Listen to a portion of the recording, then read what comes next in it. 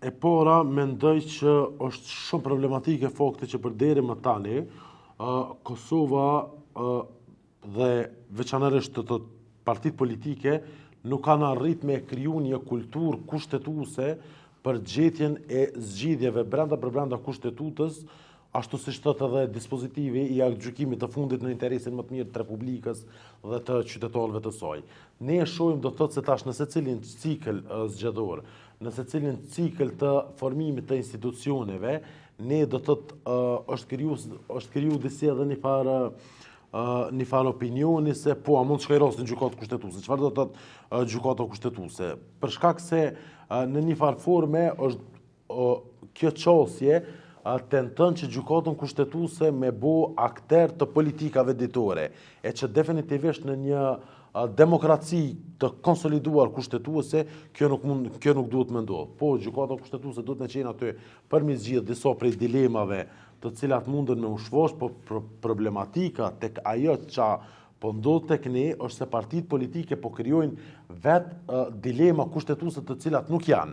Do thotë, ne nuk e kemi të ndryshuar kushtetutën dhe askund do thotë nuk është përcaktuar për shembull që votimi mundet me qenë mbyllur, askund nuk është përcaktuar për shembull se votimi për nënkryetarët e kuvendit mundet më ndohet tjetër. Gjykimi sipas vendosjes hala lexohet ndryshe. Lejohet edhe votimi mbyllur. Tash këto janë tash çështjet kur e fut kushtetutën dhe aktgjykimet e gjykatës kushtetuese si mjet për të bërë politika ditore. Tash unë e kuptoj që një pjesë e konsiderueshme e qytetarëve të cilët janë laik, edhe nuk e kuptojnë dispozitat kushtetuese, aktgjykimet e tjera, për shkak se as nuk janë thirrur dhe as nuk pritet nga të njëjti, do të thotë që me e kuptu mirë, po problematika është se tash e para bëhet politik duke ju drejtuar gjykatës kushtetuese dhe e dyta bëhet politik me mënyrën se si i interpretojnë aktgjykimet e gjykatës kushtetuese. Përderisa këto çështje janë të qarta, në momentin kur kemi dalë nga zgjedhjet, ne kemi ditë do thotë se cili është standardi vendosur nga gjykimi i gjykatës kushtetuese, se partisë së parë i takon, madje çfarë thonin do thotë partia e parë fituese, thoshin se votimi është diçka vetëm aspekt formal, për shkak se kur tani e propozimin tani edhe votimin, ndërsa ka qenë tërësisht e qartë se po i takon e drejta për me propozu, mirë po propozimi ka lënë vetëm në 61 vota, nuk e di çka ka të paqartë këto. Mirë po do thotë në mungesë të zgjidhjeve politike, në mungesë të pamundësisë për me arrit konsensus politik për formimin e institucioneve, dalin dhe përmendin krizat të cilat realisht nuk janë kriza dhe thjesht tentojnë me e instrumentalizu gjykatën kushtetuese në betejat e tyre politike. Tash, në raport me tekstin kushtetues, unë e kam parasysh se ka nevojë kushtetuta e para për një analizë e cilat janë ndryshimet e nevojshme. Do thotë tash këtu ka debat të gjerë shoqëror, nëse e hapim kushtetutën çfarë duhet me ndryshu, nëse do të janë disa aspekte edhe gjysore ndoshta të cilat kanë mbet, në raport me institucionet e sistemit të drejtësisë, për shembull, do të duhet me pas një analizë e para se për cilat çështje duhet me u hap debat shoqëror për ndryshim të kushtetutës. Mirë po, çto çështjet që kryesisht kanë prodhu kriza politike, shumica prej tyre, për bindjen time, nuk dhe si kriza në vetvete, nuk derivojnë nga Kushtetuta e Republikës së Kosovës, mirë po derivojnë nga papërgjegjësia e partive politike në gjatë cikleve të formimit të institucioneve. Për shembull, vetëm edhe një çështje, që nga koha për shembull kur është formu qeveria Hoti, do thotë, ka qenë edhe atëherë debat, u pat kriju një debat se sistemi jonë është gjerman, nuk e lejon këta, nuk e lejon ata, edhe atëherë ka qenë e qartë, do thotë, që nga gjykimi i gjykatës kushtetuese se në raundin e dytë edhe partia e dytë mundet me formu një parti tjetër që e ka shumicën, mundet me formu qeverinë. Po ne henëm do thotë e pritëm gjykatën kushtetuese, henëm edhe atë një lojë me gjykatën kushtetuese. Do thotë nuk ka pas çështje në gjykatë kushtetuese vetëm në vitin 2021, për shkak se rezultati ka qenë i qartë. Partia e parë ka pas mundësi me konstituu kuvendin, ka pas mundësi me formu qeverinë e tjerë, dhe për këtë arsye nuk janë kriju artificialisht kriza kushtetuese për cilat është kërkuar zgjedhje nga gjykata kushtetuese.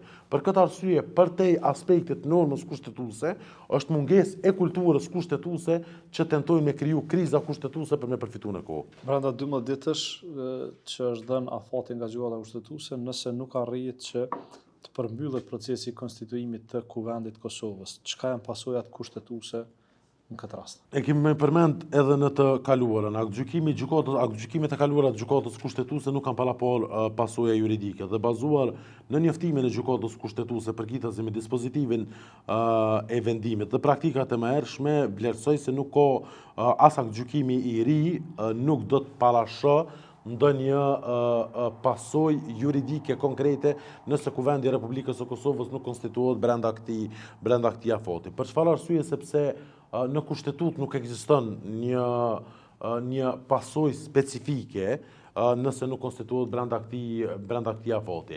Mirë po, është edhe një çështje tjetër, në ndërlidhje me atë që thash paraprakisht. Nuk ka asnjë kushtetut në botë do të thotë që e rregullon bashkë në detaje secilën çështje se si duhet të zhvillohet çështja. Do të thotë mënyra e ndërtimit të një kushtetute dhe mënyra e formulimit të normave kushtetuese dallon plotësisht nga mënyra e ndërtimit të një kodi penal dhe formulimit të veprave të tyre, që do të qenë shumë të ngushta. Dhe tash në rastin konkret do të thotë nuk duhet me tentu që në secilin rast me gjetë një hapësirë të caktuar dhe po me thonë në dal nga kjo hapësirë e caktuar dhe nuk e zbatoj aktgjykimin e gjykatës kushtetuese. Gjykata kushtetuese po thot për 12 ditë. Nëse brenda këtyre 12 ditëve nuk zgjedhen, nuk konstituohet, Kuvendi i Republikës së Kosovës, edhe nëse nuk ka një pasojë direkte, procedurale, siç ka pasur në disa aktgjykime të tjera, atëherë qartazi themi se deputetët e Kuvendit të Republikës së Kosovës nuk e kanë zbatuar aktgjykimin e gjykatës kushtetuese. Për nga fuqia e tij kushtetuese, aktgjykimi i gjykatës kushtetuese është ekuivalent me normën kushtetuese. Dhe thjesht do të më pas në një farë forme edhe vedisim qytetar, edhe përgjegjësi politike që më imbojt edhe në zgjedhje përgjegjës deputetët të cilët nuk kanë arrit me konstituu veten e tyre dhe nuk kanë arrit me zbatu kushtetutën për me zbatimit të aktgjykimit të gjykatës kushtetuese. Dhe kjo do të thotë nuk është arsye tim me thonë se gjykata kushtetuese nuk e ka parapor një pasojë specifike kushtetuese juridike dhe për këtë arsye ne mund të vazhdojmë më tej se 12 ditë siç ka thënë gjykata kushtetuese. Zotëri Jupi, ky bllokim nuk e prek veç Kuvendin e Kosovës, po edhe qeverinë, edhe institucionet, edhe agjensionet e pavarura. Sa është i dëmshëm që ky vakum institucional për qeverisjen përgjithësi? Tash, kjo vakumi nuk ka hera parë që jena këtë vakum. Kemi qenë në 2014, nëse ka zgjata e parë e sagat e të zgjedh e Kuvendi e qeveria. Do të thonë, në atë kohë na e patëm propozue një draft legj si me funksionalizu institucionet e pavarura.